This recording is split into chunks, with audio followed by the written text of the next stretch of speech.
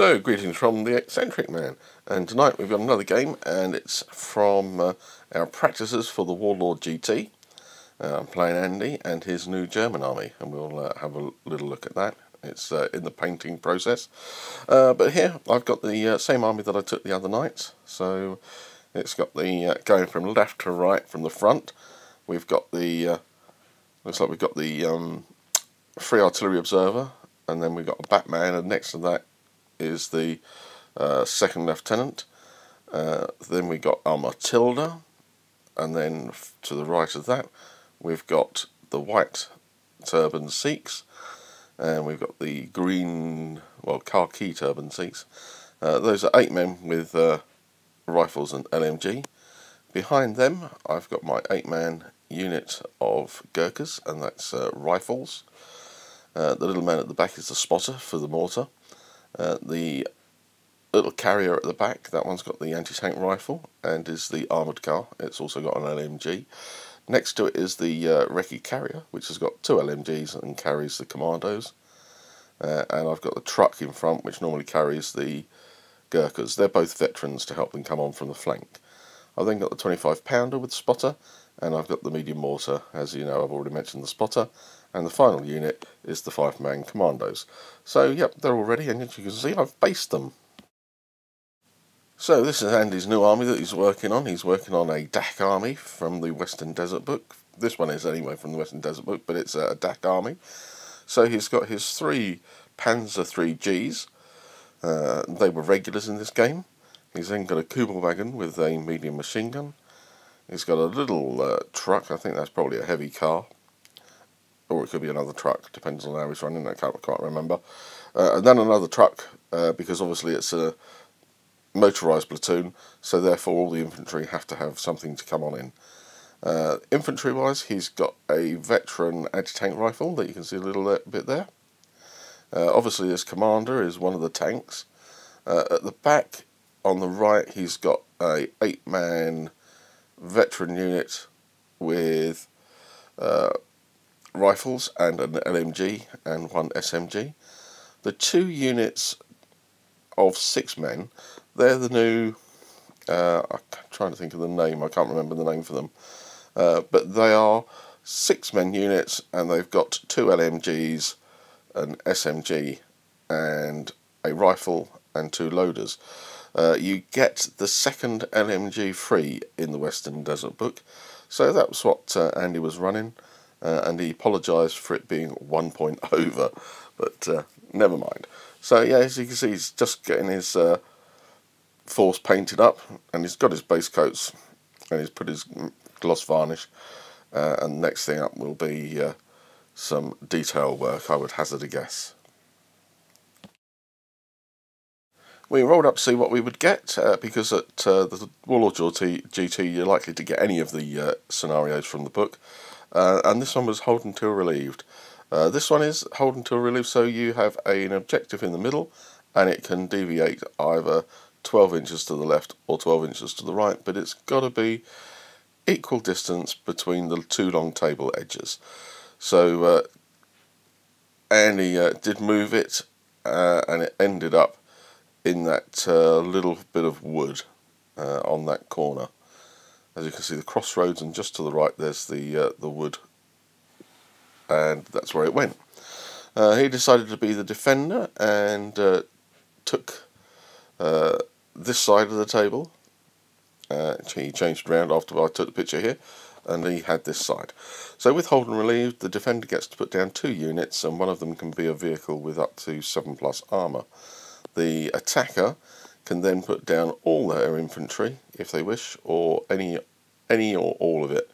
I put down a few units and kept the rest off, and mine stayed in reserve, which is a bit of a problem because it doesn't come on first wave, it's all in reserve. So Andy splits his into half, his remaining into half, and then has a first wave and then reserves. So that was it, hold until relieved, and to win you've got to be holding it, captured it, and no enemy unit within 3. So this is quite a difficult one for the defender and to win, and also for the attacker to win. It's not so bad to get a draw usually. So here we are at the end of turn 1. You can see in the middle there's a little white disc, and that is my mortar, which is ranging in on the units in the ruins. There's also another unit to their right, just behind the tree in the centre, and then Andy's brought on his Panzer IIIs, knowing that I can't bring anything else on this turn because it was in reserve.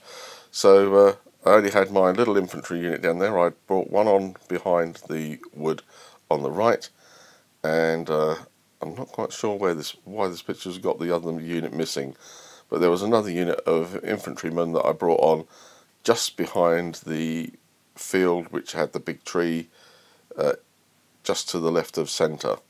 So I had 2 of the Sikh units on, and I had my medium mortar on, and the rest of my army was in reserve. The only good thing in this is if you're the attacker, your infantry, if they're in cover, they can be hidden. So it did save a couple of little bits from being shot at by the tanks. My strategy was to try and use my artillery to pressurise the units in the centre with my mortar and my light anti-tank, the 25 pounder, which is also light howitzer, and I was going to heavily put all of my infantry on very quickly in the second turn, to then put pressure on his only 2 infantry units there. He had another unit in the truck that comes on, but that was the idea, is to sort of swamp the right hand side to get lots of my units into positions where I can either take the objective and keep it, or make sure that I can get a draw by having units within 3 inches of it. That was the theory, and it was going to prove quite difficult because I don't have vast anti-tank capability, but we'll see how it goes. So, end of turn 2, and my first mistake to make. I moved the Sikh infantry from behind the wood, where you can see the Matilda, onto the road. And my plan was that I was going to run the truck up the road and debus the Gurkhas much closer to the centre building. By moving the Sikhs into the road, it blocked that. And that was really stupid of me. You can see on the left, I had to deploy my 25 pounder, had to bring it on from reserve, and I brought it onto the left to cover that left hand flank because he had a Panzer III coming down on that side, and that could have rolled up everything if there wasn't a threat. So I put the 25 pounder on there next to the mortar, and then I brought my Matilda on the right hand side, and to the right of that, just out of shot, is the armoured car with the light anti-tank rifle. Andy had another Panzer III on this right hand side out of shot, and as you can see, he's just got the third Panzer III poking into view just left of centre at the top.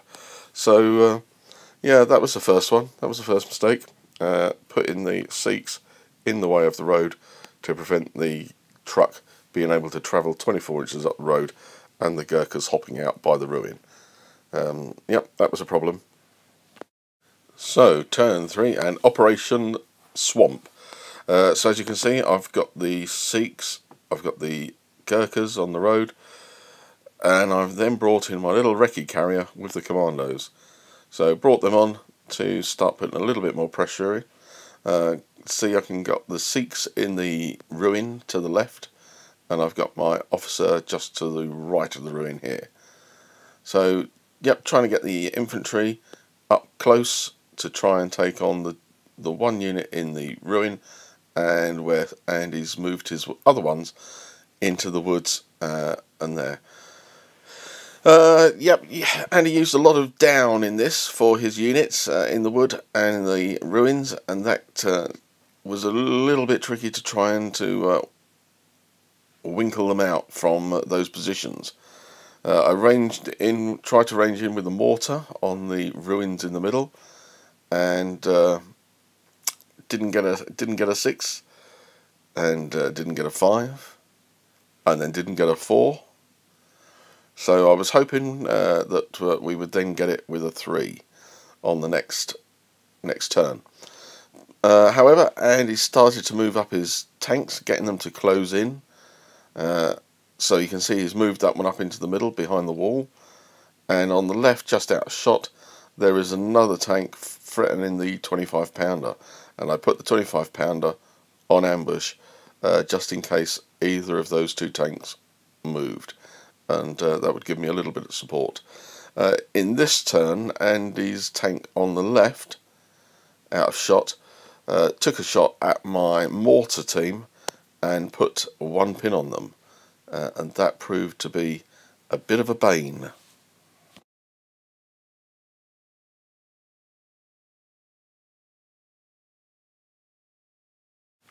So, start of turn 4, and my artillery strike from my free artillery observer came in, and I managed to roll a 6 for the additional radius.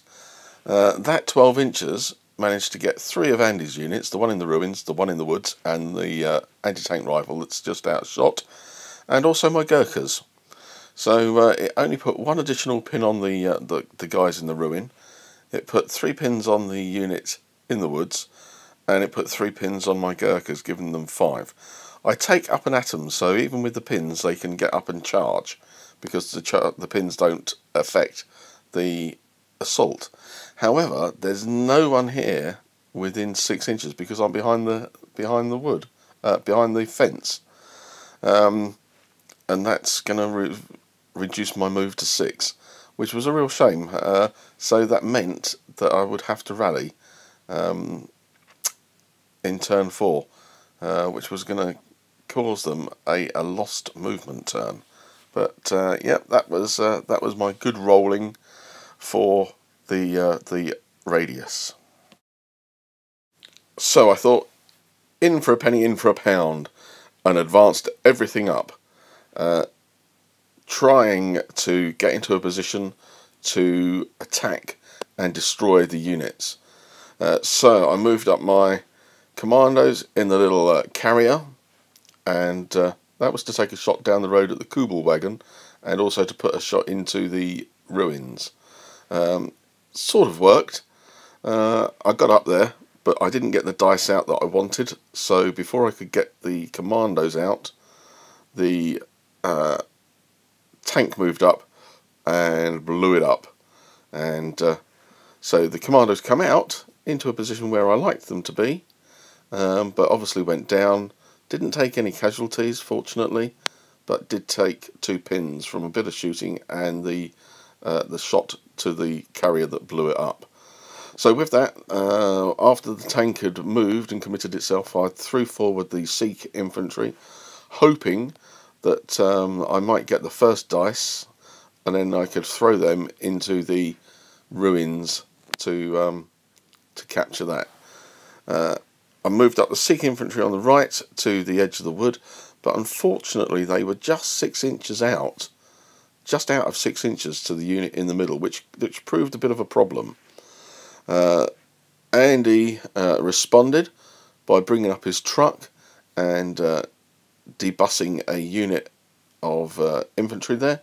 They've got 2 LMGs with them. They fired at the commandos, but fortunately the commandos were down, and they didn't get a hit and didn't get a kill, which was quite fortunate. But I've committed everything, and just to the right out of shot is my Matilda. In this turn, I had my 25 pounder on ambush. Andy moved his other Panzer III into the ambush position. I took a shot, only needing a 4, and failed. So that was a real shame. Missed that on ambush and paid the penalty because he then took it out. with his Panzer III. So, pushing into the centre, trying to clear the infantry and the enemy from it. However, on the right flank, I had a little bit better luck. I managed, with my Matilda, to take a shot at the Panzer III and take it out. So I was really pleased with that. I had moved my armoured car up with his anti-tank rifle to take a pop at the tank there. But as you can see, also to its right, the armoured car had taken out the truck earlier on, which was quite a good result with that. So, yeah, one Panzer III down, Matilda still running, still two Panzer IIIs on the centre and the left. So a possible chance to do a bit more damage and perhaps take that objective in the middle. So let's see what happens in the next turn. Well, things didn't go quite as I had hoped. As you can see, the marauding Panzer III on the left, after it had finished off the 25-pounder in the earlier turn. In the centre, what I tried to do, I charged in the Sikhs into the ruins and killed the unit that was inside. The national rule that I've taken is up and at 'em, so even if you've got pins with the units, they still charge and ignore it, and you don't have to take a leadership test. They do keep the pins, however. So they went into the ruins and destroyed the unit. You can see that the commandos destroyed the other unit, but however the commandos were then wiped out. The Panzer III shot up my officer team, which I was trying to move up to try and get some shots in on the unit that you can see the red, yellow and blue pins. That's the three pins that unit of Germans who are down have. They are veterans and they are very difficult to dislodge. You can see that my Sikh unit here, and he used his no, he didn't have the Panzer, did he? Whatever he used, I'm trying to remember what it was, but it did kill most of my Sikh unit there, leaving two. And what I was going to have to do was to move them to get them back into cohesion. The Gurkhas, I didn't really want to advance up. Well, I couldn't really because of the number of pins, so I rallied them off and hoping to use them in the next turn. The difficulty is that they're behind the fence, so they're only going to have a 6-inch move. So we shall see. So, next mistake was trying to attack the Panzer III before it moved with the Gurkhas, and unfortunately I failed their leadership test to charge the tank. They didn't have anti-tank grenades, so they were on a -3 to charge it. What I was going to do, try and charge it. 7 men, got a good chance. It was stationary, got a good chance to get some hits on it, and then give it a glancing blow, as they call it.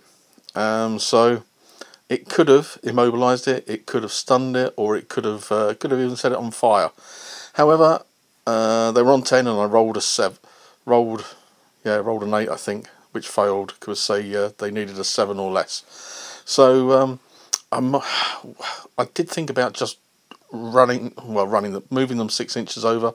It probably would have got them in front, got them in range of the objective, but then I would have faced at least 10 shots, possibly 12 shots from the Panzer III, with the other one coming up as well. But hey, you take these risks and you try. What did in fact happen was that the Panzer III wiped out the 2 infantrymen there, and it also took out my Matilda. So some good shooting by Andy there. So another error that I made, I think, possibly, you can see in this shot, this is the end shot of the game. I charged the Sikhs out of the ruins and into the Kubel wagon, which was parked there. Did destroy it with the charge, and then I rolled very low for the consolidation move, and it wouldn't get me anywhere near into 3 inches to contest the objective. I should really have just moved them 6 inches out of the ruins and into the cover. However, that would have meant that the Kubel wagon could have had a shot with its MMG, and also the truck could have had a shot with its MMG. So six shots on a regular unit could have taken them out anyway. So yeah, I probably did take that wrong. I should have had them into the woods, had the Gurkhas into the woods. At least I would then have had them contesting it anyway. And he had a good little bit of dice come up, and he put his anti-tank rifle, which is in the ruins by the truck, on ambush. So I dither a bit about putting the armoured car carrier through the woods, and I did. I triggered it, got 1 pin, which then, with the people down in the woods, I couldn't do any damage to them. So yeah, good little move of putting on ambush worked for him. So we were waiting to see if we would go into turn 7, and in turn 7 I probably would have been able to get more troops to contest the objective. Probably could have got a draw out of it. I don't think I could have got a win. But anyway, that's where it was. It finished at turn 6, and Andy takes the win. Not a scenario that we use very often or play, the hold until relieved.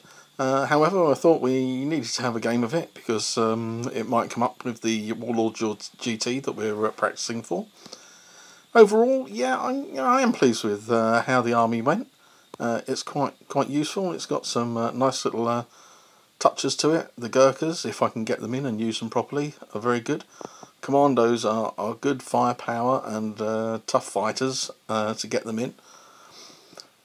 Limited by, I think, the open-topped armoured car and the carrier, and probably also the truck. But that's the army. That's how it fits the theme and the time period. So that's what we're running with. Certainly, I think this is the final